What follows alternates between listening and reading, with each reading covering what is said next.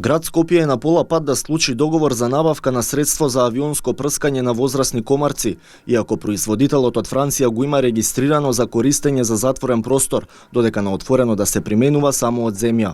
А еден дознава дека станува збор за скопската компанија Приматекс Бранка, која во 3 наврати од 2018 до 2021 година ги добива тендерите од град Скопје за набавка на биоцидот Аквакаотрин.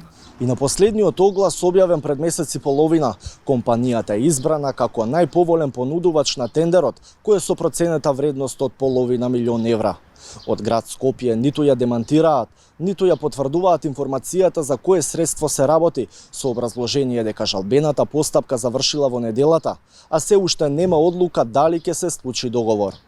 Од компанијата Приматекс Бранка ни одговорија дека биоцидот е регистриран според Законот за хемикалии, но не упатија досието за овој производ и начинот на кој го регистрирале, да побараме од здравство.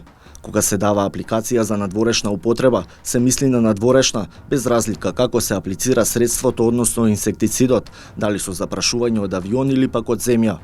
За третирањето на комарци, клучно е тоа што се третира или запрашува со апаратура, која би требало да исфрла околу 20 микронски капки, а небитно е дали таква апаратура ќе има на авион, на камион или на друго возило или летало.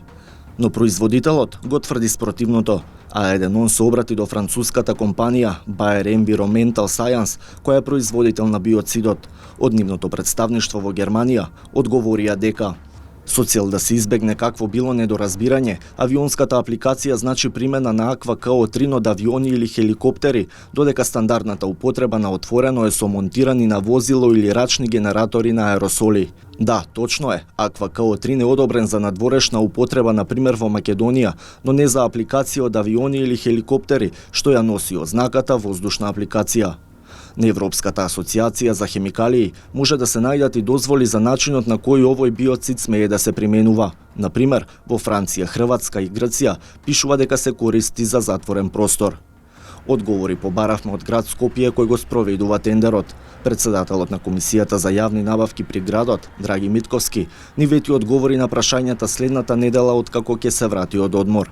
Се обративме и до секторот за хемикалии при Министерството за здравство, каде компанијата мора да го регистрира производот и тој подоцна да добие согласност за пуштање во оптек од самото министерство.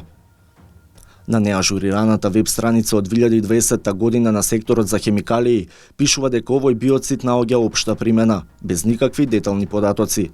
Писмено пак одговорија дека решението за биоцидот е издадено согласно Законот за хемикалии, но од друга страна наведуваат дека начинот на негова употреба воопшто не се наведува. А еден побара и увид во целокупната документација со која компанијата Приматекс Бранка успеала да го регистрира производот. Од секторот ни ги отворија вратите за увид, но не оставија без посакуваните одговори. При увидот ги видовме само документите за поднесеното барање од Приматекс Бранка на 9 октомври 2020 година и добиеното решение од Министерството на 14 април годинава. Како дополнителен писмен одговор пак, добивме образложение дека Министерството формира комисија составена од членови на различни институции, која пак врши проценка на стручната документација која содржи доверливи документи. Односно, дека само членовите на комисијата имаат право на увид на досието, но не и јавноста.